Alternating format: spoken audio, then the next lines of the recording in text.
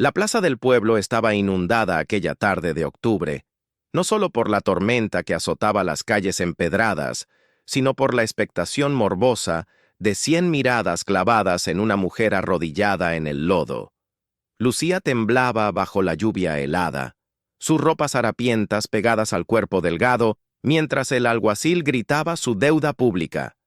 3 meses de renta impagada, el robo de un pan del mercado, la acusación de vagabundeo. La cárcel o el destierro la esperaban. Pero lo que nadie esperaba era escuchar el sonido de cascos de caballo aproximándose con autoridad, ni ver descender de su montura negra al hombre más poderoso de toda la región. Don Alejandro Montalvo, el hacendado cuyas tierras se extendían hasta donde alcanzaba la vista, caminó directamente hacia aquella mujer despreciada por todos. Y entonces, con voz fría como el acero y clara como una sentencia, pronunció las palabras que harían temblar los cimientos de aquella sociedad hipócrita. Yo pago su deuda completa. Y le doy mi nombre. Venga conmigo ahora mismo como mi esposa. El silencio que siguió fue más atronador que cualquier trueno. ¿Locura? ¿Perversión? ¿Caridad insultante? Todos juzgaron. Nadie imaginó la verdad. Y esa verdad, queridos oyentes, es una historia de salvación que jamás olvidarán. Quédense hasta el final, porque lo que parecía la compra de un alma perdida resultó ser el rescate de un corazón noble condenado por la traición. Lucía jamás olvidaría la sensación de aquella mano enguantada extendiéndose hacia ella en medio del fango. No era una mano amable, no temblaba de compasión, pero tampoco la apartó con asco cuando ella, aturdida por el shock y la hipotermia, la tomó con dedos sucios y temblorosos. Don Alejandro la levantó con un tirón firme, casi mecánico, y sin mirarla a los ojos le colocó su propia capa de montar sobre los hombros. El gesto desató un murmullo escandalizado entre la multitud. Las señoras respetables se cubrieron la boca con sus abanicos, los comerciantes sacudieron la cabeza con desaprobación, y el padre Teodoro, el sacerdote del pueblo, palideció visiblemente. Don Alejandro no puede estar hablando en serio, tartamudeó el alguacil, todavía sosteniendo el documento de arresto empapado. Esta mujer no tiene familia, no tiene nombre limpio, es una... ¿Una qué? La voz del hacendado cortó el aire como un látigo. Sus ojos grises, duros como el granito de las montañas que bordeaban su propiedad, se clavaron en el funcionario. ¿Una mujer sin fortuna? ¿Una mujer sin protector? Pues ahora tiene ambas cosas. Prepare los documentos de matrimonio para mañana al amanecer. Envíelos a la hacienda. Lucía sentía que la tierra se movía bajo sus pies descalzos. Esto no podía ser real. Los hombres ricos no se casaban con mujeres como ella, mujeres que habían conocido el hambre tan íntimamente que podían reconocer su sabor en el aire, mujeres cuyas manos estaban curtidas por trabajos que las damas ni siquiera podían imaginar. Pero la firmeza del agarre de don Alejandro en su brazo, mientras la conducía hacia su carruaje, era innegablemente real, igual que las miradas de odio y desprecio que sintió atravesándole la espalda como puñales mientras subía al vehículo tapizado en terciopelo burdeos.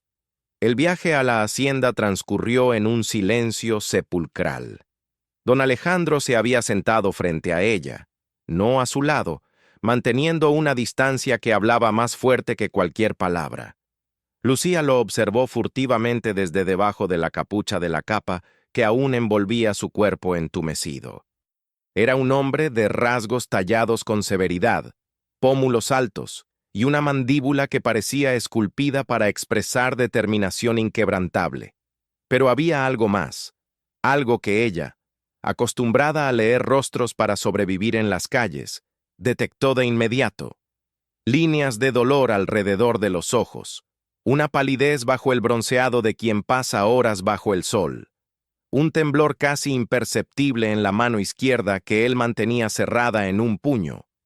Sobre su rodilla, este hombre estaba enfermo, o herido, o desesperado de una manera que el orgullo masculino nunca permitiría mostrar abiertamente. Cuando el carruaje finalmente se detuvo frente a las imponentes puertas de hierro forjado de la hacienda Montalvo, Lucía tuvo que contener un jadeo. Jamás había visto tanta opulencia concentrada en un solo lugar. La mansión principal se alzaba como un palacio colonial. 3 pisos de piedra blanca y madera oscura, balcones adornados con enredaderas de bugambillas púrpuras, ventanas que brillaban con la luz de decenas de lámparas de araña en su interior. Los establos a un costado parecían más grandes que la casa señorial del pueblo. Los jardines se extendían en terrazas cuidadosamente diseñadas hasta perderse en la penumbra del anochecer. Una mujer mayor, de rostro severo enmarcado por un moño gris impecable y vestida completamente de negro, esperaba en la entrada principal. Sus ojos evaluaron a Lucía con una mezcla de horror y fascinación, como quien observa a un espécimen particularmente desagradable en un museo de historia natural. «¿Doña Remedios?», dijo don Alejandro con tono neutro. «Esta es la señorita Lucía. Mañana será mi esposa. Prepárele la habitación azul del segundo piso, ropa limpia y una cena caliente. Asegúrese de que tenga todo lo necesario». «¿La habitación azul, señor?». La voz de la mujer temblaba de incredulidad. «¿No la habitación contigua a la suya, como corresponde a...?» «La habitación azul», repitió él, y había acero en su voz. «Ella no comparte mis aposentos. Este es un arreglo contractual, nada más. Quiero que eso quede perfectamente claro para todo el personal. La señorita Lucía tiene prohibido entrar en mi ala privada sin invitación expresa. ¿Me he explicado con suficiente claridad?». El golpe de aquellas palabras fue como recibir una bofetada. Lucía sintió que la sangre huía de su rostro, pero mantuvo la barbilla en alto. Había sobrevivido a cosas peores que la humillación. Había soportado el hambre durante días, había dormido bajo puentes mientras la escarcha mordía su piel, había esquivado manos violentas en callejones oscuros. Podría soportar también el desprecio de un esposo que la veía como una transacción comercial desagradable pero necesaria. «Entendido, don Alejandro», murmuró doña Remedios, aunque sus labios formaban una línea tan delgada que prácticamente desaparecieron. «Venga conmigo, señorita». Lucía siguió a la ama de llaves por pasillos que parecían interminables, alfombrados con tapetes persas que sus pies descalzos y sucios manchaban con cada paso. Pasaron junto a retratos al óleo de generaciones de Montalvos, todos con los mismos ojos grises penetrantes, todos mirando hacia abajo con expresión de juicio eterno. Subieron escaleras de mármol con barandillas de caoba pulida. Cruzaron salones donde los muebles estaban cubiertos con sábanas blancas, como fantasmas esperando el regreso de la vida. La habitación azul era más grande que cualquier espacio en el que Lucía hubiera vivido jamás. Las paredes estaban empapeladas, con un diseño de flores azul pálido sobre fondo marfil. Una cama con dosel ocupaba el centro, cubierta con edredones que parecían nubes esponjosas. Un tocador con espejo dorado, un armario de cedro tallado, un biombo de seda para vestirse, una bañera de porcelana junto a la ventana que daba a los jardines iluminados por la luna. «Calenté agua para su baño», dijo doña Remedios con un suspiro resignado, señalando las jarras humeantes junto a la bañera. «Hay jabones y aceites en esa cesta. La ropa está en el armario. Escogí lo que pude encontrar que pudiera quedarle. Eran vestidos de la primera señora Montalvo antes de que ella... Bueno, antes de que falleciera hace 5 años». La mujer hizo una pausa, y por primera vez su expresión se suavizó ligeramente. «Escúcheme bien, niña. No sé qué juego está jugando el patrón, ni qué lo llevó a sacarla de ese lodazal, pero este hogar ha conocido suficiente dolor. Si está aquí para aprovecharse de un hombre en un momento de debilidad, o si piensa robar la plata y huir en medio de la noche, será mejor que lo haga ahora antes de que sea demasiado tarde. Después del matrimonio, no habrá escapatoria. Don Alejandro es muchas cosas, pero no es tonto y no perdona las traiciones». Lucía sostuvo la mirada de la mujer mayor y en su voz, cuando finalmente habló, Había una dignidad que sorprendió a ambas. «No soy una ladrona, doña Remedios, y no traiciono a quien me da cobijo, sin importar lo que piense el mundo sobre mí. Si don Alejandro necesita una esposa solo en el papel, entonces eso es lo que seré. Nada más y nada menos». El ama de llaves la estudió durante un largo momento. Luego asintió bruscamente y salió, cerrando la puerta con un chasquido definitivo. Lucía se desvistió lentamente, dejando caer los harapos mojados en el suelo con un sonido húmedo y desagradable. Cuando se sumergió en el agua caliente perfumada con lavanda, sintió que algo dentro de ella se quebraba. Lágrimas silenciosas rodaron por sus mejillas, mezclándose con el vapor y el agua de rosas. No lloraba de gratitud ni de alivio, sino por la extrañeza absoluta de su situación. Esa mañana había despertado en un callejón, compartiendo su último mendrugo de pan con un perro callejero. Ahora estaba sumergida en una bañera que probablemente valía más que todo lo que había poseído en su vida. Y mañana sería la esposa de un desconocido que la miraba con la misma calidez con que uno miraría un contrato comercial desagradable pero necesario. ¿Qué secreto oscuro escondía don Alejandro Montalvo? ¿Qué lo había llevado a tomar una decisión tan drástica, tan socialmente suicida? Los hombres de su posición no actuaban por impulso. Todo tenía un propósito, un cálculo, y ella era una pieza en un tablero cuyas reglas aún no comprendía. Lucía despertó en sábanas de lino egipcio, en una habitación inundada por la luz dorada del sol que se filtraba a través de las cortinas de encaje. Por un momento vertiginoso, pensó que todo había sido un sueño febril, una alucinación nacida de la hipotermia y el hambre. Pero el vestido colgado en el armario abierto, un diseño sencillo pero elegante de seda color crema con bordados discretos en el cuello y las mangas, era prueba tangible de que la realidad era aún más extraña que cualquier sueño. Doña Remedios llegó con el desayuno y la ayudó a vestirse en un silencio que ya no era hostil, sino cautelosamente curioso. Le peinó el cabello, ahora limpio y brillante, en un moño bajo adornado con pequeñas flores blancas del jardín. Le colocó unos zapatos de satén que quedaban perfectos, como si hubieran sido hechos para ella. «La primera señora era delgada como usted», murmuró el ama de llaves mientras ajustaba el corpino. Tenía el mismo cabello oscuro, aunque los ojos de ella eran verdes como esmeraldas, no cafés como los suyos. Don Alejandro la amó profundamente. Su muerte lo cambió, lo endureció por dentro, como si hubiera construido una muralla alrededor de su corazón.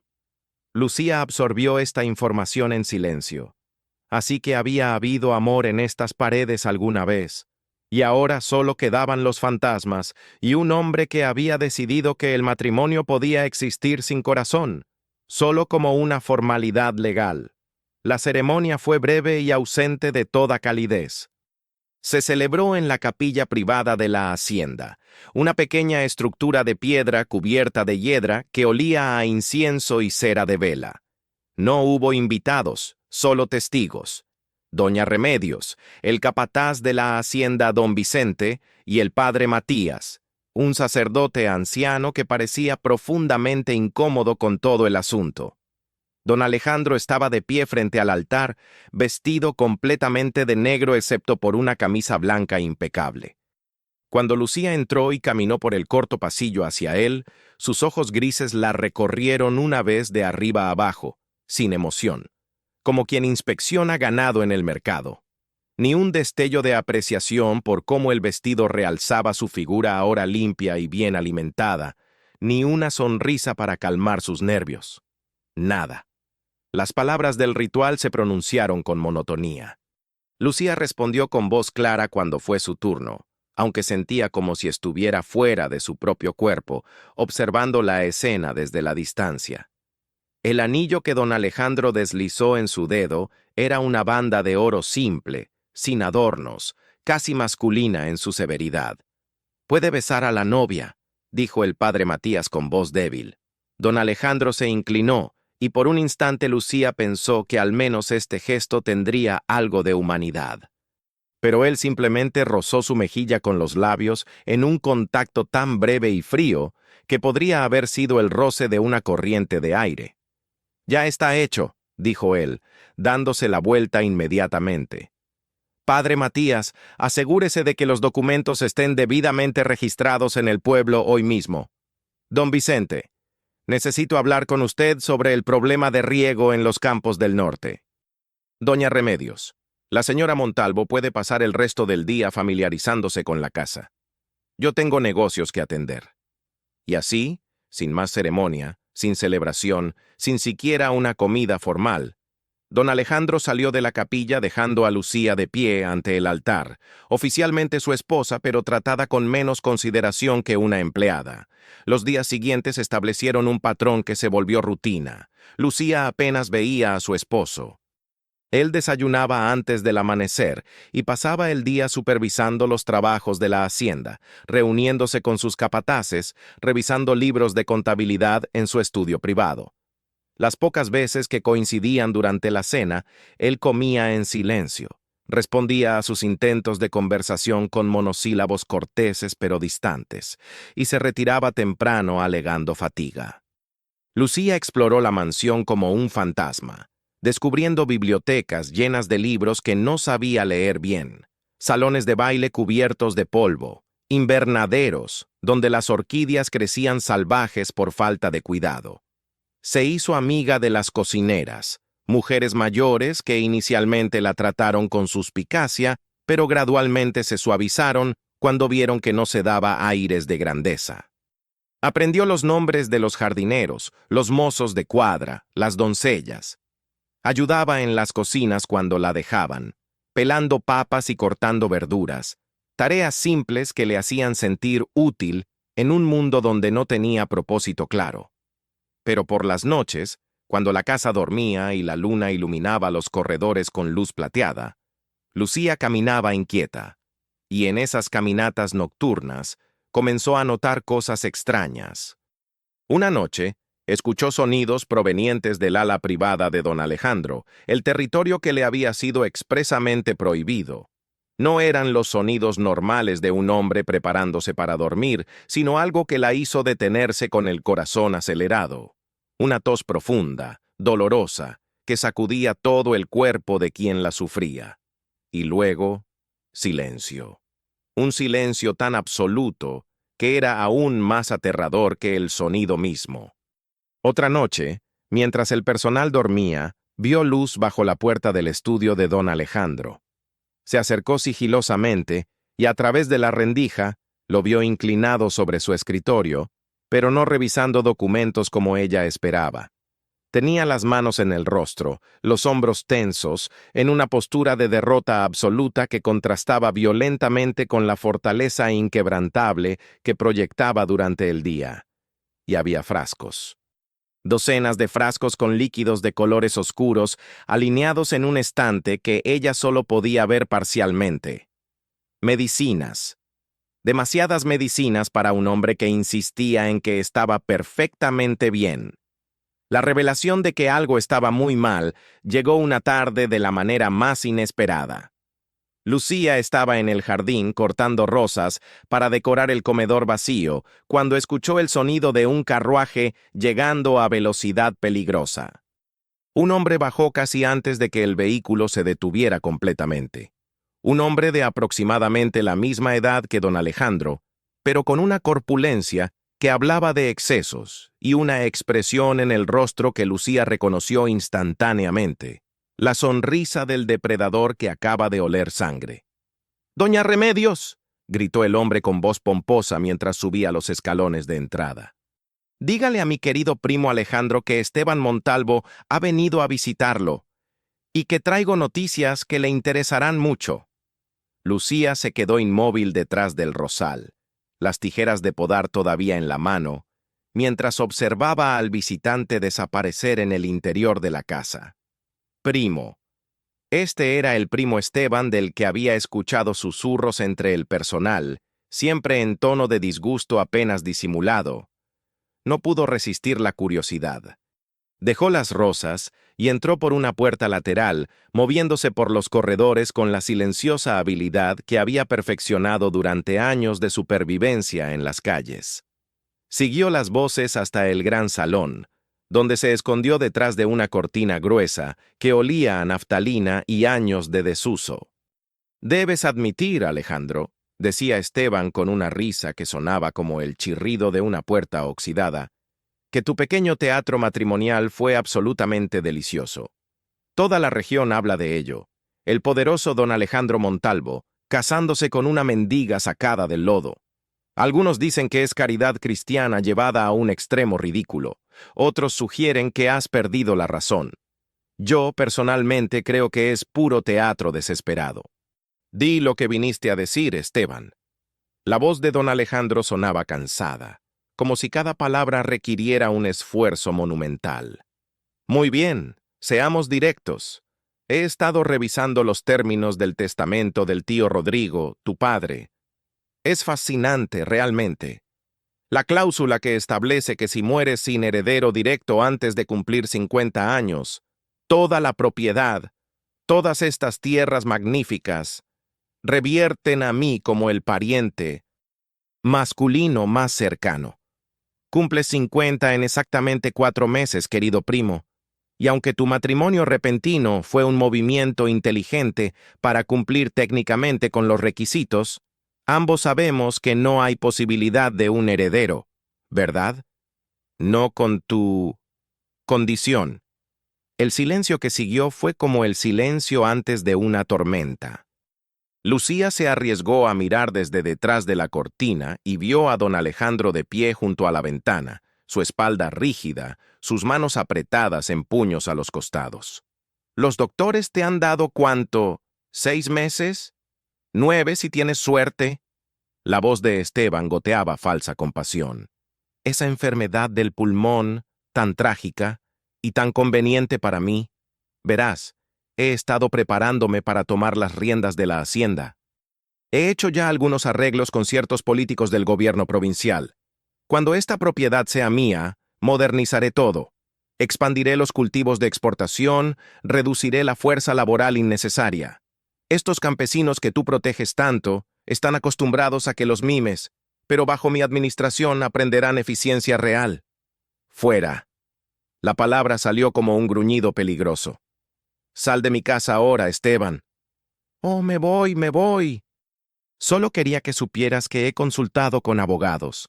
Tu matrimonio no cambia nada a menos que produzcas un heredero, lo cual ambos sabemos que es imposible. Y francamente, contratar a una mendiga como esposa para cumplir una formalidad legal solo hace que toda tu situación parezca aún más patética. Cuando mueras, impugnaré la validez del matrimonio de todos modos. Una mujer sin familia, sin testigos respetables, casada en una ceremonia apresurada con un hombre moribundo. Cualquier juez verá la obviedad del fraude». Esteban hizo una pausa, y su voz adoptó un tono de falsa preocupación. «¿Dónde está tu encantadora esposa, por cierto? ¿Todavía escondiéndola de la sociedad decente? Tal vez debería conocer a la mujer que pronto será una viuda muy joven y muy pobre». Esteban salió del salón y casi choca con Lucía, que había salido de su escondite. Los ojos del hombre la recorrieron de arriba abajo con una mirada que la hizo sentir sucia nuevamente, a pesar de su vestido limpio y su cabello cuidadosamente peinado. «Ah, la esposa», dijo con una sonrisa que no llegaba a sus ojos. «Qué encantador. Dígame, querida, ¿cuánto le pagó mi primo por sus servicios matrimoniales? ¿Fue generoso? Espero que haya pedido pago por adelantado, porque después de su muerte no recibirá ni un centavo. Me aseguraré personalmente de ello». Lucía levantó la barbilla, negándose a ser intimidada. «Don Esteban», dijo con voz tranquila pero firme, «su preocupación por mi bienestar financiero es conmovedora, aunque innecesaria. Buenos días». La sonrisa de Esteban se amplió, pero había algo oscuro en ella. «Oh, me cae bien, prima. Tiene agallas. Lástima que no le servirán de nada cuando esta propiedad sea mía. Disfrute de su breve momento de lujo. No durará». Cuando Esteban finalmente se marchó en su carruaje, Lucía se quedó en el vestíbulo, su mente trabajando a toda velocidad, procesando cada palabra que había escuchado. Así que esa era la verdad. Don Alejandro no la había elegido por crueldad ni por alguna perversión extraña. La había elegido porque estaba muriendo y necesitaba cumplir con un requisito del testamento de su padre. Había escogido a alguien sin familia, sin vínculos sociales, alguien que no haría preguntas ni exigiría derechos de esposa real. Y ahora ese primo buitre estaba esperando su muerte como quien espera la maduración de una fruta podrida, listo para arrancar todo lo que don Alejandro había construido y protegido. Lucía entró al estudio sin llamar. Don Alejandro estaba sentado en su silla de cuero, con una copa de brandy en la mano, mirando al vacío. Cuando la vio entrar, algo cruzó su rostro, demasiado rápido para identificarlo. ¿Vergüenza? ¿Rabia por haber sido descubierto? No debiste escuchar eso, dijo finalmente. No, respondió ella, cerrando la puerta detrás de sí. Probablemente no. Pero lo hice, y ahora entiendo por qué me sacaste de aquella plaza. Él la miró directamente por primera vez desde la boda. Realmente la miró, y ella vio en sus ojos el peso de la soledad y la desesperación que había estado cargando solo. No esperaba que te importara, dijo él. Pensé que tomarías lo que te ofrecí, vivirías cómodamente durante algunos meses, y cuando yo muriera tomarías el dinero que te dejé y comenzarías una nueva vida en otra ciudad, lejos de Esteban, lejos de todo esto. ¿Y todos los trabajadores de la hacienda? Preguntó Lucía, avanzando hacia el escritorio. ¿Las familias que dependen de estas tierras? Doña Remedios, don Vicente, las cocineras, los jardineros. ¿Qué pasará con ellos cuando tu primo tome el control y los trate como ganado para maximizar sus ganancias? Don Alejandro cerró los ojos. No hay nada que pueda hacer. Los doctores fueron claros. La enfermedad está avanzada. Tengo meses, tal vez menos. Y sin un heredero, todo lo que mi familia construyó durante generaciones irá a parar a las manos de ese buitre. ¿Y si hay algo que pueda hacerse? Lucía se inclinó sobre el escritorio, sus ojos ardiendo con una intensidad que lo sorprendió. Esteban mencionó que ha estado haciendo arreglos con políticos, haciendo planes para tomar el control. Si está tan seguro de su victoria, significa que hay algo que está escondiendo o manipulando. Los hombres como él no ganan limpiamente. Siempre hay un truco, siempre hay una trampa. Eres una mujer inteligente, Lucía, dijo él con una sonrisa triste. Pero esto no es una batalla que puedas ganar con astucia de calle. Esto es ley, dinero, conexiones políticas, cosas que están más allá de tu alcance o el mío. Ella se enderezó, cruzando los brazos. Hace una semana yo estaba en la cárcel por robar pan. Ahora soy la esposa de uno de los hombres más ricos de la región. Mi vida entera ha estado más allá de mi alcance hasta que decidí que no lo estaba. Déjame ayudarte, Alejandro. Si voy a llevar tu nombre, aunque sea solo en un papel, entonces protegeré lo que ese nombre significa. Por primera vez, algo que podría haber sido respeto apareció en los ojos de don Alejandro. Asintió lentamente. Está bien, pero será peligroso. Esteban no es solo codicioso, es despiadado. Si descubre que estás investigando... He sobrevivido a cosas peores que un hombre rico con delirios de grandeza, interrumpió Lucía. Dime por dónde empezar. Los días siguientes transformaron a Lucía de esposa fantasma a investigadora determinada. Don Alejandro, reconociendo que ya no tenía nada que perder, le dio acceso completo a todos los documentos de la hacienda. Juntos revisaron años de correspondencia, registros financieros, informes de los capataces. Lucía, que apenas sabía leer cuando llegó, absorbía todo como una esponja, haciendo preguntas, encontrando inconsistencias que los ojos cansados de Alejandro habían pasado por alto. Y comenzó a encontrar cosas, pequeñas cosas al principio. Una carta de un político provincial mencionando el acuerdo que discutimos, sin especificar detalles. recibos de pagos grandes a abogados en la capital sin explicación clara de los servicios prestados, referencias a la transición de propiedad en documentos fechados meses antes de que don Alejandro siquiera supiera que estaba enfermo. «Sabía», murmuró Lucía una noche, con los ojos enrojecidos de leer a la luz de las velas. «Tu primo sabía que estabas enfermo antes que tú mismo. Mira esto». Extendió una carta fechada 8 meses atrás, una misiva de un médico de la capital dirigida a Esteban, no a Alejandro. En ella, el doctor confirmaba el diagnóstico de enfermedad pulmonar avanzada en su primo y estimaba una esperanza de vida de 6 a 12 meses. Don Alejandro palideció al leer la carta. Pero, ¿cómo? Yo solo supe de mi condición hace 4 meses, cuando finalmente me desmayé durante una inspección de los campos y me llevaron al doctor del pueblo. «Alguien te estaba vigilando», dijo Lucía, su mente trabajando rápidamente. «Alguien notó tus síntomas antes que tú y reportó a Esteban. Y él usó esa información para preparar todo esto. Los contactos políticos, los abogados, los planes para tomar control de la hacienda. No está esperando tu muerte, Alejandro. La está planificando». Las palabras cayeron en el estudio como piedras en un pozo profundo. Don Alejandro se levantó bruscamente, caminando hacia la ventana. «¿Estás diciendo que Esteban podría estar involucrado en...?» No pudo terminar la frase. «No lo sé con certeza», admitió Lucía.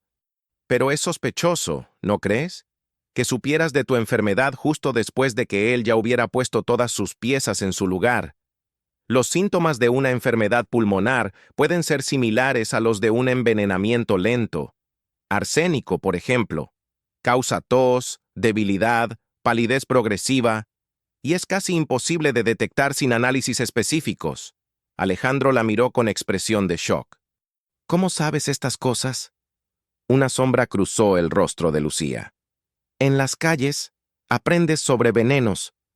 Hay mujeres que los usan para defenderse de hombres violentos, otras para sobrevivir de maneras que prefiero no discutir. Vi morir a una mujer de envenenamiento por arsénico una vez. Los síntomas eran exactamente como los tuyos: tos que no responde a tratamiento, debilidad creciente, pérdida de apetito. «¿Pero cómo podría estar administrándome veneno?», preguntó Alejandro, aunque su voz ya sonaba menos segura. «Yo como de la misma cocina que todo el personal. Mis bebidas se preparan en las cocinas comunes». «¿Y tus medicinas?», preguntó Lucía suavemente. «¿Quién te las trae?». El silencio que siguió fue respuesta suficiente. Esa misma noche, Lucía bajó sigilosamente a la despensa de medicinas, un pequeño cuarto fresco en el sótano donde se almacenaban los remedios para la hacienda. Con una lámpara de aceite en una mano y el corazón latiendo con fuerza, buscó entre los frascos hasta encontrar los que Alejandro tomaba diariamente: un tónico para la tos, un elixir fortificante, un jarabe para dormir. Tomó pequeñas muestras de cada uno en frasquitos que había conseguido en la cocina y los escondió en los bolsillos de su capa. Mañana encontraría la manera de llevarlos al boticario del pueblo más cercano, a uno que no tuviera conexión con la hacienda ni con Esteban. Necesitaba saber si sus sospechas eran correctas, pero al darse la vuelta para salir, escuchó algo que la hizo quedarse completamente inmóvil. Pasos en el corredor de arriba. Pasos pesados, masculinos, que no pertenecían a ninguno de los trabajadores nocturnos habituales. Y luego, una voz. La voz de Esteban. «¿Estás seguro de que nadie te vio entrar?», susurró la voz del primo. «Completamente seguro, señor», respondió otra voz que Lucía reconoció con horror. Don Vicente, el capataz de confianza de Alejandro. «El patrón está dormido, sedado por su medicina de la noche. No despertará hasta el amanecer». Lucía apagó la lámpara y se acurrucó detrás de unos barriles de vino, conteniendo la respiración mientras las voces se acercaban a la puerta de la despensa. «Perfecto», dijo Esteban. «Entonces tenemos tiempo de revisar las modificaciones finales al testamento falsificado. El juez que contraté está listo para declararlo válido en cuanto mi querido primo tenga la cortesía de morir». Con esos documentos, incluso su ridículo matrimonio será anulado por fraude, y yo tendré control absoluto. ¿Has estado aumentando las dosis como te indiqué? Sí, señor. Pero tengo que advertirle, la nueva esposa está haciendo preguntas. Es más inteligente de lo que esperábamos. Ha estado revisando documentos con don Alejandro. Me preocupa que... ¿Te preocupa? La voz de Esteban se volvió peligrosamente suave. Vicente, te estoy pagando una fortuna para que te encargues de esos detalles.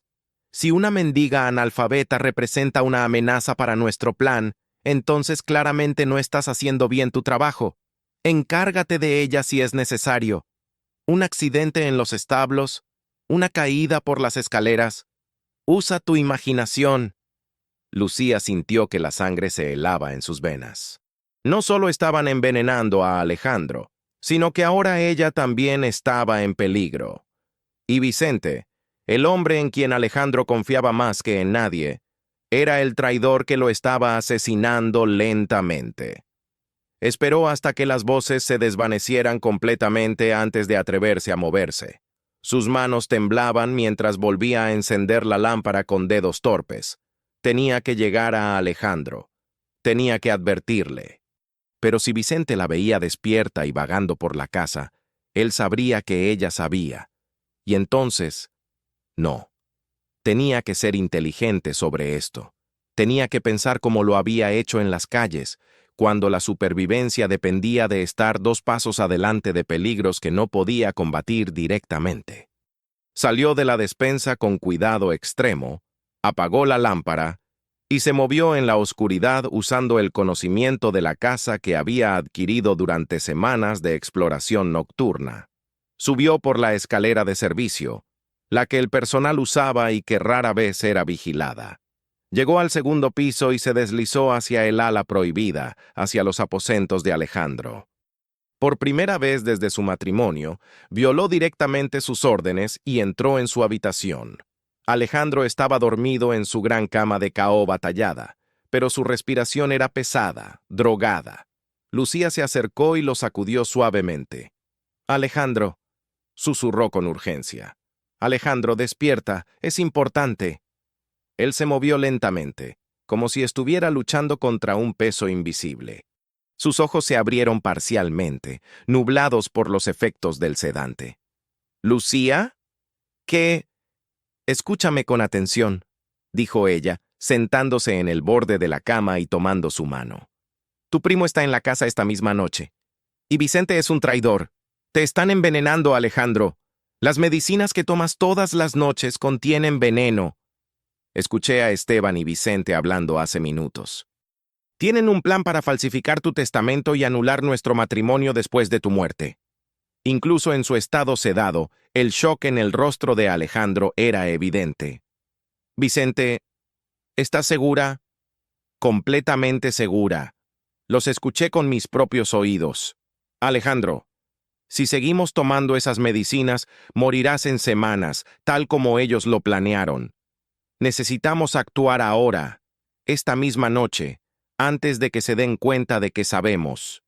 Él intentó sentarse, pero el sedante en su sistema lo hacía torpe.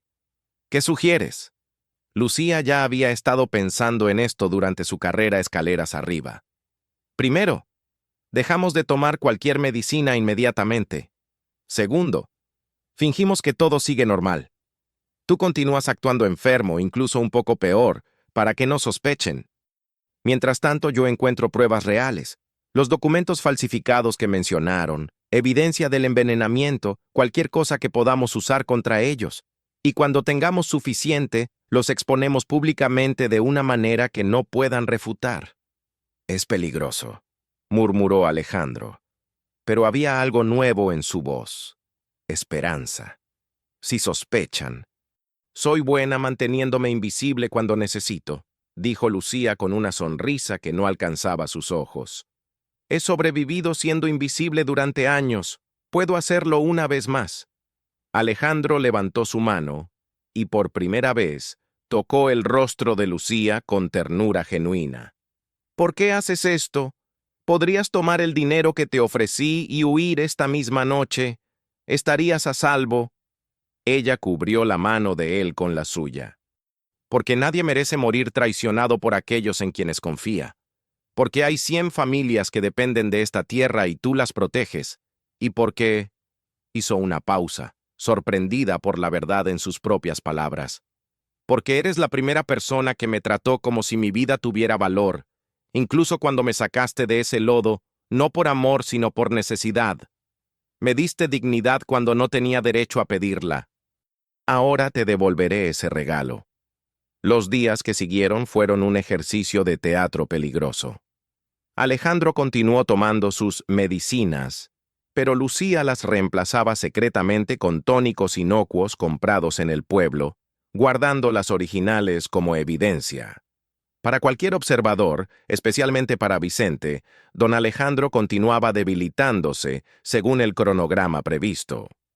Pero por las noches, cuando la casa dormía, Alejandro y Lucía trabajaban juntos en el estudio, revisando cada documento, cada carta, cada registro financiero. Lentamente, meticulosamente, construyeron un caso contra Esteban y su red de cómplices corruptos. Lucía demostró ser una investigadora natural. Su experiencia en las calles le había enseñado a observar detalles que otros pasaban por alto, a leer el lenguaje corporal, a saber cuándo alguien mentía. Comenzó a cultivar relaciones con el personal de la hacienda, especialmente con aquellos que nunca habían confiado completamente en Vicente. Y en esas conversaciones cuidadosas, cautelosas, descubrió más traiciones.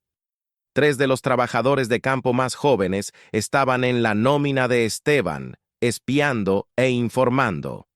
El abogado que había redactado el testamento original de don Rodrigo había sido sobornado para crear una versión falsificada. Incluso, el médico que originalmente había diagnosticado a Alejandro tenía conexiones financieras con Esteban. La red de corrupción era más profunda de lo que cualquiera había imaginado. 2 semanas después de la noche en que escuchó la conversación entre Esteban y Vicente, Lucía tenía suficiente evidencia para destruirlos. Pero necesitaban un escenario público, una audiencia que no pudiera ser silenciada con sobornos o amenazas. La oportunidad llegó en forma de una invitación que ninguno de ellos esperaba. El gobernador provincial estaba organizando una gran recepción en la capital para celebrar el aniversario de la independencia. Todas las familias importantes de la región estaban invitadas, incluidos los Montalvo. «Es perfecto», dijo Lucía, con los ojos brillando mientras leía la invitación dorada. «Esteban estará allí, presumiendo ante todos sobre su futuro como hacendado. Todos sus aliados políticos estarán presentes. No podrán esconderse ni negar nada frente a esa audiencia». «¿Y cómo planeas exponerlos exactamente?», preguntó Alejandro, aunque ya estaba sonriendo porque conocía esa mirada determinada en los ojos de su esposa. «Haciendo lo que sé hacer mejor», respondió ella. «Sobrevivir siendo más astuta que aquellos que me subestiman». La noche de la recepción, el palacio del gobernador brillaba con 1000 velas. Damas con vestidos de seda y caballeros con sus mejores trajes paseaban por los salones dorados, bebiendo champán e intercambiando chismes mientras una orquesta tocaba valses en el gran salón. Don Alejandro y Lucía llegaron tarde, creando exactamente el efecto que ella había planeado. Cuando entraron, un silencio ondulante se extendió por la sala como las ondas en un estanque. El hacendado, que supuestamente estaba al borde de la muerte, lucía pálido pero erguido en su traje negro impecable, y en su brazo, la mendiga, ahora transformada en una visión de elegancia, en un vestido de terciopelo azul medianoche que había pertenecido a la primera esposa de Alejandro, entraba con la cabeza en alto y la dignidad de una reina. Lucía vio el momento exacto en que los ojos de Esteban los localizaron. El primo estaba al otro lado del salón, rodeado de políticos aduladores, con una copa de vino en la mano y una expresión de suficiencia que se congeló instantáneamente. «Querido primo», llamó Esteban, recuperando su compostura con la práctica de un actor consumado. «Qué sorpresa verte aquí. Pensé que tu salud no te permitiría viajar. Los rumores de mi muerte inminente han sido grandemente exagerados. respondió Alejandro con voz clara que llegó a cada rincón del salón. Como podrás ver, me siento notablemente mejor últimamente. Casi milagrosamente mejor. De hecho, un murmullo recorrió la multitud. Lucía observó a Vicente, que había acompañado a Esteban, palidecer visiblemente. «Me alegro muchísimo», dijo Esteban, aunque sus ojos decían lo contrario. «¿Y a qué debemos este milagro médico?» «A mi esposa». Alejandro colocó su mano sobre la de Lucía en su brazo. «Ella me salvó de una muerte que, resulta, no era tan natural como me hicieron creer». El gobernador, un hombre corpulento con bigotes impresionantes, se acercó con curiosidad. «¿Don Alejandro? No entiendo. ¿Está diciendo que alguien intentó asesinarlo?» «Exactamente eso, Excelencia», respondió Lucía, y su voz, aunque suave, llenó el salón con autoridad. «Y tenemos pruebas completas del complot, incluyendo los nombres de todos los involucrados y la evidencia de su corrupción». Lo que siguió fue como ver una casa de naipes derrumbarse en cámara lenta. Ante una audiencia de la élite provincial, Lucía presentó cada pieza de evidencia que habían recopilado: las cartas entre Esteban y médicos corruptos, los recibos de sobornos a abogados y políticos, los documentos falsificados del testamento y, finalmente, los frascos de medicina envenenada que habían sido analizados por un boticario independiente de la capital. Cada revelación era más devastadora que la anterior. Los aliados políticos de Esteban se alejaron de él como si estuviera contaminado. Los oficiales del gobernador tomaron notas meticulosas, y cuando Lucía señaló a Vicente entre la multitud y lo identificó como el coconspirador que había estado administrando el veneno, el capataz intentó huir y fue detenido en la entrada por los guardias. «Esto es ridículo», gritó Esteban, con el rostro rojo de rabia y pánico. ¿Van a creer las acusaciones de una mendiga sobre un miembro respetado de esta comunidad? Ella no es nadie, una mujer de la calle que mi primo usó para salvar su vida», interrumpió Lucía, y su voz cortó como un cuchillo. «Usted tiene razón en una cosa, don Esteban. Yo fui una mujer de la calle.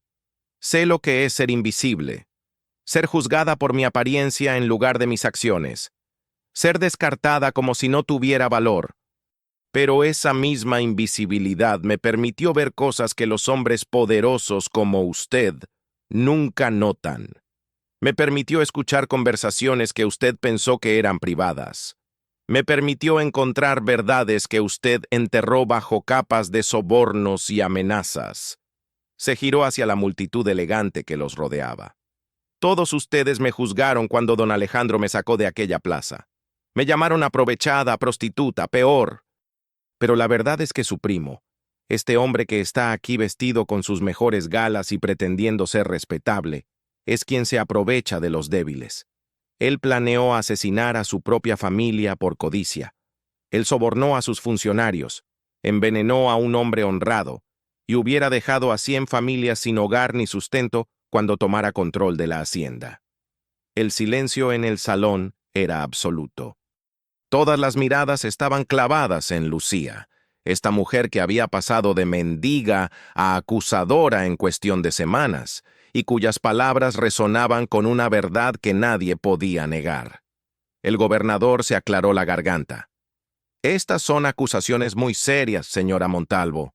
Si lo que dice es cierto, cada palabra puede ser verificada, Excelencia», dijo Alejandro, extendiendo una carpeta gruesa llena de documentos. «Aquí está toda la evidencia, lista para su revisión: nombres, fechas, cantidades de sobornos pagados, incluso testimonios escritos de 2 de los trabajadores que Esteban contrató para espiarme, quienes decidieron confesar después de que mi esposa los convenció de que su lealtad estaba mal dirigida». Esteban intentó una última táctica desesperada. «Esto es un montaje. Ella lo manipuló. Una mujer como esa es capaz de cualquier engaño para...» «A una mujer como yo», Lucía lo interrumpió, avanzando hacia él con pasos medidos. «Es capaz de sobrevivir cuando hombres como usted intentan destruirla. Es capaz de distinguir entre honor real y la fachada de respetabilidad que usted usa como disfraz. Es capaz de luchar por la justicia incluso cuando todo el mundo le dice que no tiene derecho a ella. Se detuvo frente a él, sosteniéndole la mirada sin parpadear. Usted pensó que porque yo era pobre, porque era vulnerable, sería fácil de descartar. Ese fue su error fatal. Subestimó a la mujer equivocada. Comenzó con una persona, una dama mayor en la esquina del salón que comenzó a aplaudir lentamente. Luego otra se unió, y otra, hasta que el salón entero resonaba con aplausos dirigidos no al poder o la riqueza, sino a la valentía cruda y la justicia desnuda de una mujer que había sido descartada por todos, y que aún así se había levantado para salvar a aquellos que ni siquiera sabían que necesitaban ser salvados. Esa noche, don Esteban Montalvo y Vicente fueron arrestados bajo cargos de intento de asesinato, fraude, soborno y conspiración. Los políticos y abogados implicados en el escándalo renunciaron a sus posiciones antes de que pudieran ser formalmente acusados. Las medicinas envenenadas fueron analizadas oficialmente y confirmadas como contaminadas con arsénico en dosis calculadas para matar lentamente sin levantar sospechas inmediatas. Y Lucía, la mendiga que nadie quería, se convirtió en la heroína que salvó no solo a un hombre, sino a toda una comunidad del desastre. Semanas después, cuando todo el polvo se había asentado y Esteban estaba enfrentando años de prisión, Alejandro y Lucía se sentaron juntos en el estudio que se había convertido en su lugar de conspiración nocturna. El fuego crepitaba en la chimenea, creando sombras danzantes en las paredes forradas de libros. Mi salud ha mejorado notablemente desde que dejé de ser envenenado, comentó Alejandro con humor seco. Los doctores ahora dicen que podría vivir otros 20 o 30 años. Toda una inconveniencia para ti, supongo. Estabas lista para ser una viuda rica muy pronto. Lucía se rió, un sonido genuino y cálido que llenó el espacio entre ellos. Terrible noticia. Ahora tendré que soportar tu compañía por décadas. Él se puso serio, su mirada sosteniéndola a través de la distancia que aún mantenían por hábito. Lucía, te debo más que mi vida. Te debo una disculpa. Cuando te saqué de aquella plaza, lo hice con motivos egoístas. Te traté como un medio para un fin. Te mantuve a distancia. Te negué incluso la cortesía básica de respeto. Y tú, a pesar de todo eso, decidiste salvarme. ¿Por qué? Ella se levantó y caminó hacia la ventana, mirando los jardines iluminados por la luna. Cuando estaba en las calles, Alejandro, aprendí que hay dos tipos de personas ricas: las que cruzan al otro lado de la calle cuando ven a alguien como yo, y las que escupen en su dirección para asegurarse de que sepamos nuestro lugar. Tú no hiciste ninguna de las dos cosas. Me viste, no como un objeto de caridad ni como algo sucio que evitar, sino como una solución a un problema. Fue la interacción más honesta que había tenido con alguien de tu clase en años. Se giró para mirarlo. Y cuando comencé a conocerte realmente, vi a un hombre que se preocupaba más por las familias que trabajaban sus tierras que por su propia vida. Un hombre que prefería morir a abandonar su responsabilidad hacia ellos. Eso es honor real, no la versión performativa que tu primo y sus amigos exhibían. Alejandro se levantó y cruzó la habitación hacia ella. Por primera vez, la distancia entre ellos parecía una barrera absurda en lugar de una protección necesaria. ¿Y si te dijera que este matrimonio de conveniencia se ha vuelto terriblemente inconveniente para mi corazón? ¿Que la mujer que contraté para un papel ahora ocupa un espacio que pensé que moriría vacío después de perder a mi primera esposa? El corazón de Lucía latió más rápido. Diría que tal vez ambos encontramos algo inesperado en este arreglo extraño. Que la esposa de papel descubrió que el hombre frío detrás del contrato era en realidad alguien por quien valía la pena luchar. Él tomó su mano, el mismo gesto que había hecho aquella noche lluviosa en la plaza, pero ahora con ternura infinita. Entonces permíteme hacer esto correctamente esta vez. Lucía, ¿me harías el honor, no de ser mi esposa en papel, sino mi verdadera compañera? construir una vida real conmigo, no basada en necesidad o contrato, sino en elección mutua y respeto. Ella sonrió, lágrimas brillando en sus ojos. Pensé que nunca preguntarías. Cuando se besaron, no fue el roce frío y obligatorio de su boda, sino un beso que sellaba una promesa real, forjada en fuego y lucha, en verdades descubiertas y justicia ganada a pulso. La segunda boda fue todo lo que la primera no fue. Se celebró en el jardín de la hacienda en una tarde dorada de primavera, con cientos de invitados. No solo la élite social que ahora trataba a Lucía con respeto genuino en lugar de desdén disfrazado, sino también los trabajadores de la hacienda, las familias que ella había salvado sin siquiera conocerlas cuando aceptó investigar la conspiración de Esteban. Doña Remedios lloró abiertamente durante toda la ceremonia y después confesó a quien quisiera escuchar que siempre había sabido que la joven señora tenía algo especial, aunque todos recordaban perfectamente su hostilidad inicial. Don Benito, el nuevo capataz que reemplazó al traidor Vicente, brindó con entusiasmo por la pareja que había restaurado la integridad a la hacienda. Y cuando el padre Matías los declaró marido y mujer por segunda vez, con la bendición real de ambos, en lugar del silencio frío de la primera ceremonia, el beso que compartieron provocó aplausos que resonaron hasta las montañas distantes. Los años que siguieron fueron de transformación para la hacienda Montalvo. Con la salud de Alejandro restaurada y la perspicacia de Lucía aplicada no solo a descubrir conspiraciones, sino a mejorar las operaciones de la propiedad, la hacienda floreció como nunca antes. Implementaron nuevas técnicas agrícolas, mejoraron las condiciones de los trabajadores, establecieron una escuela para los hijos de las familias que vivían en las tierras. Lucía se convirtió en una defensora vocal de los derechos de las mujeres y los pobres en toda la región, usando su historia como prueba de que el valor de una persona no se mide por su origen, sino por sus acciones.